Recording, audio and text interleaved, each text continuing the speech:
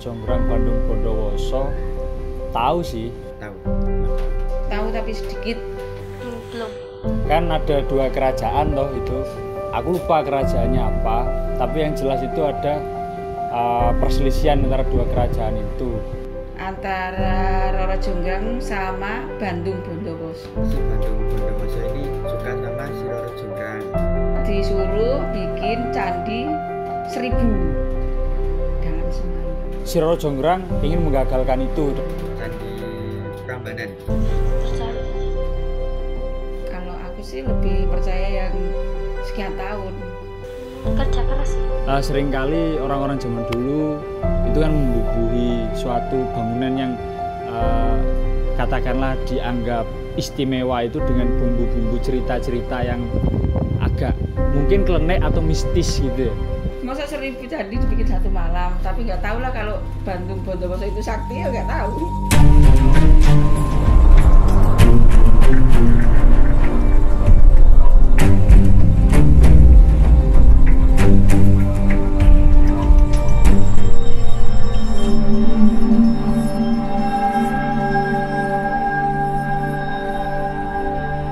Sebenarnya metafisika itu jauh dari pandangan awam yang mengatakan bahwa metafisika itu sebagai hal yang berkaitan dengan klenik, gaib, dan lain sebagainya. Karena kalau itu yang terjadi, pemahamannya adalah sebatas melihat atau merujuk dari kata metafisika, dari meta, ta, fisika. Sesuatu yang berada di balik hal-hal yang sifatnya fisik. Istilah muncul pertama kali oleh Aristoteles atau dikenal dengan Aristoteles, yang sebenarnya nama metafisika itu sendiri itu diperkenalkan oleh muridnya bernama Andronikos, yang ketika itu bertugas mengumpulkan karya-karya Aristoteles antara karya-karya yang berhubungan dengan hal-hal yang sifatnya fisika dan karya-karya non-fisika. Nah, karya-karya non-fisika inilah yang kemudian disebut dengan metafisika. Orang seringkali juga menyamakan antara metafisika dengan ontologi. Kalau kita bicara dalam horizon koridor keilmuan filsafat, ia adalah ilmu yang mencoba untuk mencari struktur dasar realitas, mencari fundamen dasar dari setiap kenyataan ini secara rasional. Artinya segala sesuatu yang niscaya ada bagi kemungkinan itu tetap ada argumentasinya, ada fondasinya, ada landasannya, sehingga bagaimana realitas ini disokong oleh entitas dasar dari kenyataan itu sendiri. Metafisika, ketika kita melihat sebuah objek, maka objek itu bisa kita pahami menjadi dua. Objek itu berada di dalam dirinya sendiri, dan juga objek itu dari perspektif tergantung dari mana kita melihatnya. Sebagai sesuatu yang ada, maka sebatas bahwa proposisi tentang objek itu dalam koridor kemungkinan, maka ia menjadi niscaya secara ilmiah. Tetapi ketika si objek itu tidak di dalam proposisi kemungkinan, ya berarti artinya ia menjadi tidak ada. Karena apapun dalam konteks keilmuan filsafat, bicara tentang yang ada selalu akan berkaitan dengan sekaligus yang tidak ada.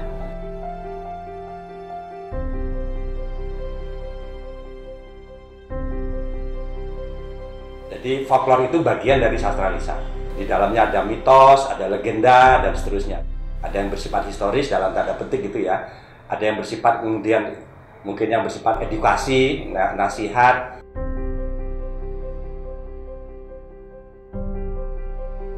Ada dua kemungkinan bagaimana sastra lisan dengan varian folklore itu lahir. Satu mungkin dari pusat kekuasaan lah ya. Pertama bertujuan untuk melegitimasi kekuasaan dia, dan kedua mungkin bertujuan untuk melegitimasi tatanan sosial. Nah, di tatanan sosial itu nanti juga variannya banyak. Salah satunya mungkin nilai-nilai patriarki ya, nilai-nilai patriarki, kemudian ada konstruksi-konstruksi perempuan dan laki-laki itu berbeda, ada tuntutan-tuntutan bagaimana menjadi manusia sejati begitu.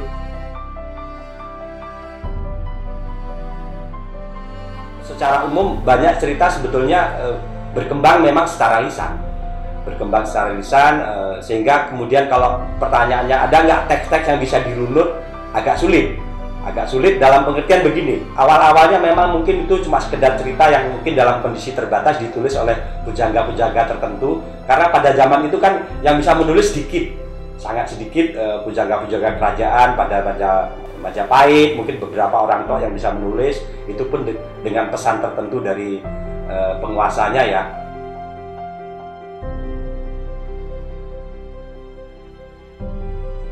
Sebetulnya sejarah Nusantara khususnya mungkin pusat-pusat kebudayaannya seperti di Jawa misalnya, itu sampai abad 14 atau 15 awal ketika ditulis itu yang menulis itu kebanyakan orientalis. Para orientalis itu memang secara akademik berusaha bertanggung jawab terhadap tulisannya. Tetapi memilih data itu kan ideologis. Memilih data mana yang harus ditulis, mana yang tidak. Nah, ideologi orientalis itu kan ideologi menaklukkan daerah-daerah koloni, sehingga ada kemudian cerita-cerita yang memang dia juga melegitimasi kekuasaan-kekuasaan tertentu yang menguntungkan kolonisasi.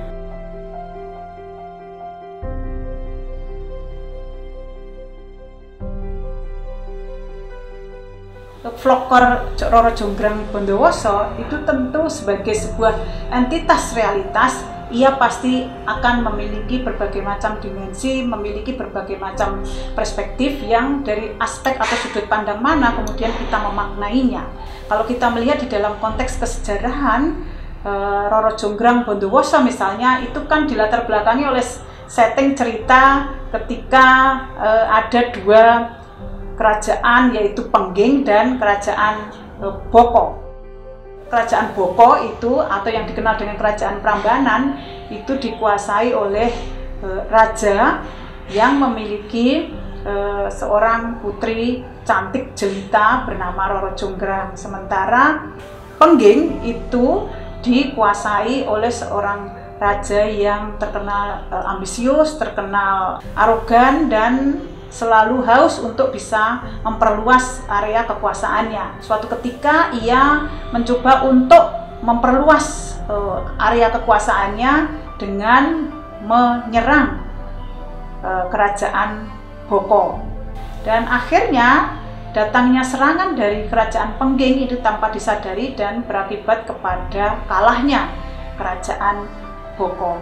Nah, sebagai hadiah dari kerajaan Pengging, maka Bondowoso yang telah berhasil membabat kerajaan Boko, maka ia dihadiahi untuk tinggal di Prambanan sebagai penguasa Prambanan sekaligus seisinya.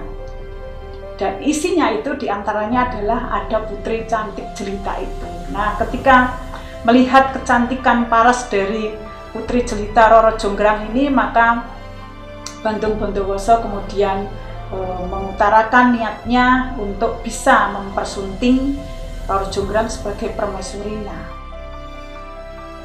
Atas nama kecintaan terhadap orang tuanya, maka ia mengajukan syarat-syarat yang bagi Roro Jonggrang itu tidak akan terwujud, yaitu dengan satu, membuat sumur Jolotundo, dan yang kedua membuat candi sejumlah 1000 candi dalam waktu semalam. Sumur Jolotundo dengan waktu sekejap pun bisa diselesaikan.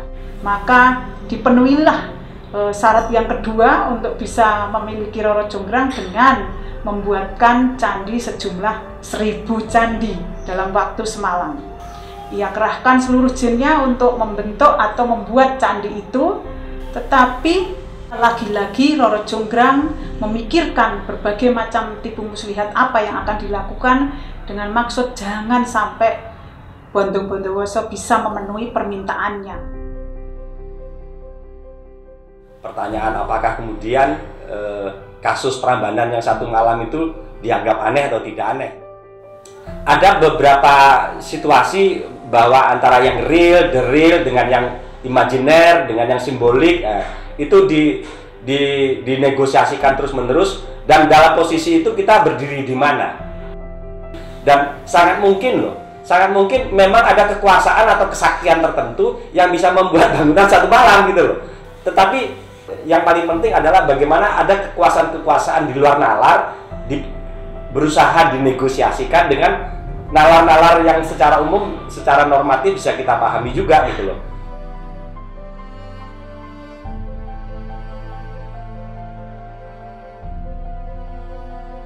Kalau metafisika kita dudukkan secara keilmuan tadi dalam konteks sama juga sebagai filsafat, maka realitas apapun itu kan selalu dilingkupi dalam konteks atas interpretasi terhadap fakta-fakta, baik itu fakta sejarah, baik itu fakta sosial, baik itu fakta kebudayaan dan sebagainya gitu.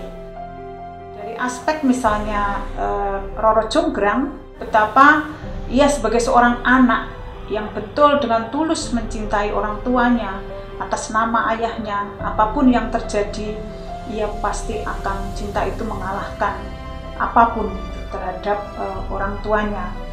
Maka yang terjadi dengan segala upaya dia tidak akan mungkin bisa menerima cinta Bandung Bondowoso, karena atas dasar ia atau Bandung Bondowoso itulah yang telah membuat hidupnya menjadi kehilangan seorang sosok ayah.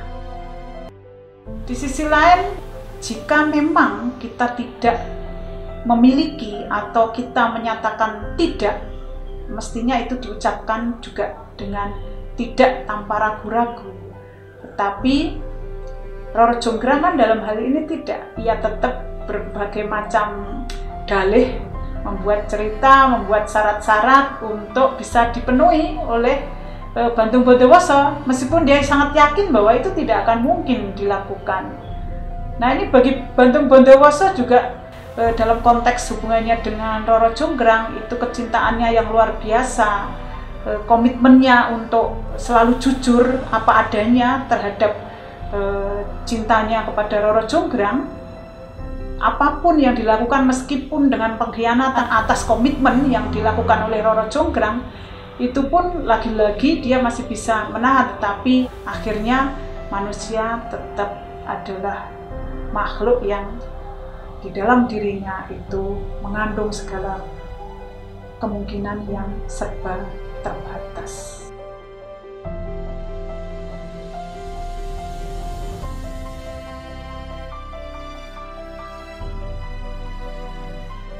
Dimensi-dimensi metafisika yang bisa kita maknai di situ bahwa segala sesuatu fenomena, segala sesuatu realitas itu pasti terbungkus atau dia dilingkupi adalah dalam segala kemungkinan atau keniscayaan yang melingkupi kita, baik itu aspek sosial, politik, kebudayaan, dan lain sebagainya. Studi yang menarik itu yang kita kenal sebagai realisme magis itu. Bagaimana menegosiasikan antara hal-hal di luar nalar dengan hal-hal yang ada nalarnya gitu loh. Ada sistem-sistem pengetahuan yang memang bagi nalar-nalar umum itu dianggap aneh, tapi bagi orang yang meyakinnya itu tidak aneh gitu. Ujung-ujungnya hidup di kontestasi lah.